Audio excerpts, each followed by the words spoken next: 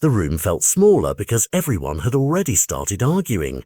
In bars and basements, on radio phone-ins, and in scrolling comment threads, the same two names rose like tidal marks against every headline: Lamine Yamal and Ousmane Dembélé.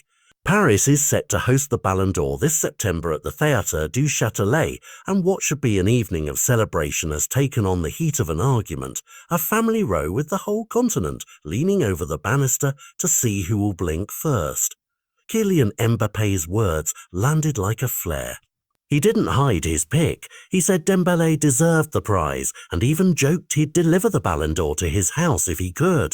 It was a line so simple it became explosive. Famous name, personal gesture, an almost cinematic image of a superstar carrying a trophy down Parisian street. That endorsement didn't just praise a teammate, it lit a fuse under an already charged debate.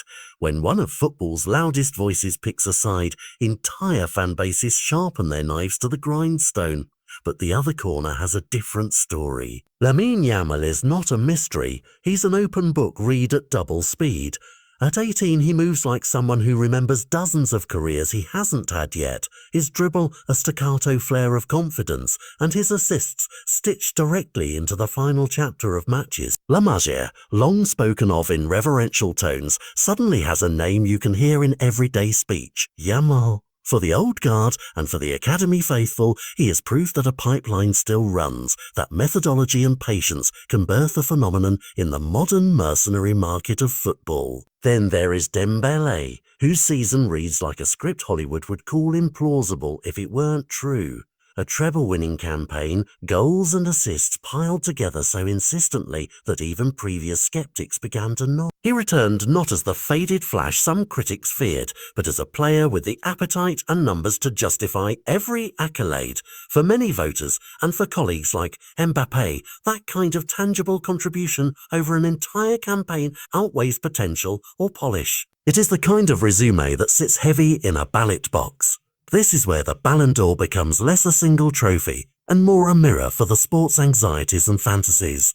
Do we reward a season that delivered silverware and headlines, a veteran's reinvention, or do we hand the prize to a teenager whose moments are already stitched into the fabric of crucial matches and whose story promises decades of headline potential? Each choice says something about the values of those casting votes: risk versus reward, narrative versus numbers, youth versus the established veteran.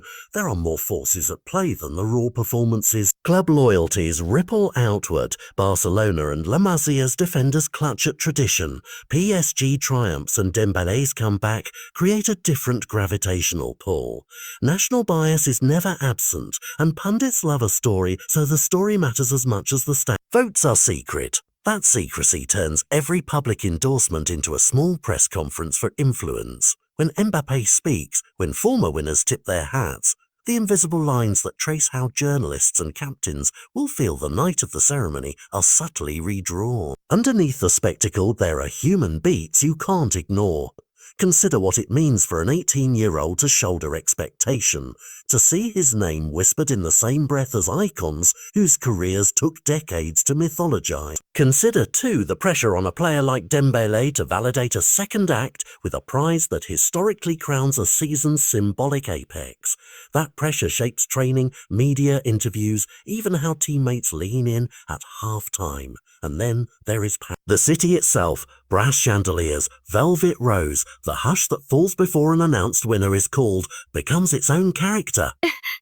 The Théâtre du Châtelet will glow under camera lights while envelopes are opened and the world leans forward. For a night, the arguments quieten and the ritual takes over. Applause, the shimmer of gowns, the tremor in a player's voice.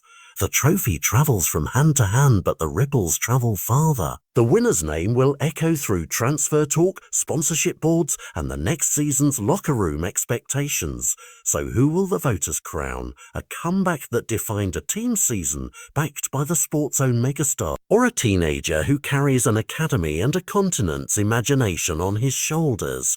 The debate is not just about a golden ball on a pedestal. It's about the story the sport chooses to tell itself right now, whether it will double down on polished resumes or gamble on a future already galloping into the present. When the envelope opens, the applause will be loud, but what follows might be louder still. Club strategies rewritten, legacies reshaped, and a new chapter in football's ceaseless drama.